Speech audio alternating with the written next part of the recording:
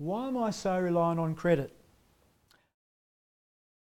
More and more of us are relying on credit to supplement our income. However, relying on credit does lead to stress and a debt problem, which can be hard to deal with. When things get tough financially, there are two things we want. We want the tough times to go away. We want the tough times to never return. There is an unlimited amount of information available about becoming financially secure, out of debt, well diversified, and on the way to an enjoyable retirement. Which begs the question, why? Why are so many people struggling financially? It appears that the discipline required is too hard for many of us, so most people just don't bother and slip into a state of denial. Typically, the 5 stages of denial are denial, skepticism, delay, depression, and acceptance. To move through the stages as quickly as possible, it's important to face the situation and work out a plan on how to budget your way out of the predicament. Often the plan is very simple and straightforward, requiring only the discipline to cut down on non-essential items and luxuries. It's absolutely important that you don't borrow more money to pay back your existing debts. Don't be seduced by the organisations willing to lend money at uncompetitive interest rates. This will only make your problems worse by considerably increasing your debts.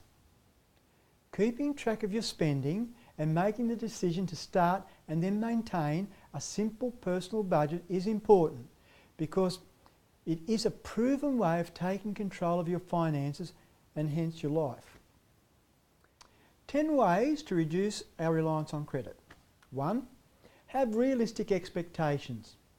We are often guilty of wanting possessions immediately and often before we can afford them, which puts us into debt and adds a significant amount of interest to a purchase. 2. Stop compulsive shopping. Advertising is seductive and often leads us to buying items we don't really need. Be disciplined. Create a list before shopping. 3.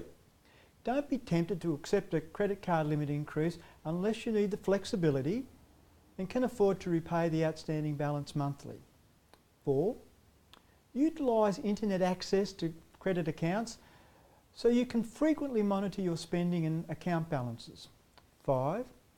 Reduce your credit card limit, and if this doesn't work, consider cutting up your card. 6. Always pay at least the minimum amount each month, because severe penalties will be imposed for missed payments. 7.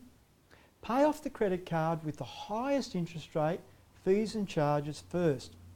This will lower your monthly interest component, which will in turn help you to become debt-free faster.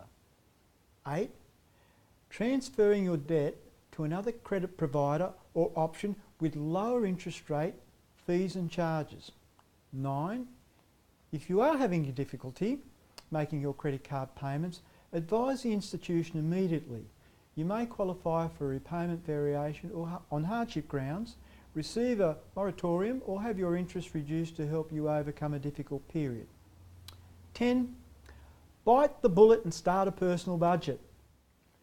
Putting off the decision to take control of your finances will only mean it will take even longer to get back on track financially. If you're in financial denial, the creation of a personal budget will help you start moving forward financially by focusing you and ensuring that tough times go away and never return. Hopefully this short common sense tip is helpful, and please look out for my other tips in this series of personal budgeting questions that people should ask.